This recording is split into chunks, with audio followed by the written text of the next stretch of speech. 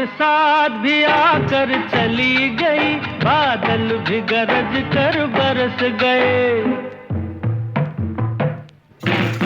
बरसात भी आकर चली गई, बादल भी गरज कर बरस गए।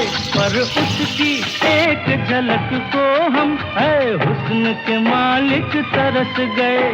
कब प्यास बुझेगी आंखों की, दिन रात ये दुखड़ा रहता है। मेरे सामने वाली खिड़की में एक चांद का टुकड़ा रहता है। अफसोस ये है कि वो हमसे कुछ उखड़ा उखड़ा रहता है। मेरे सामने वाली खिड़की में एक चांद का टुकड़ा रहता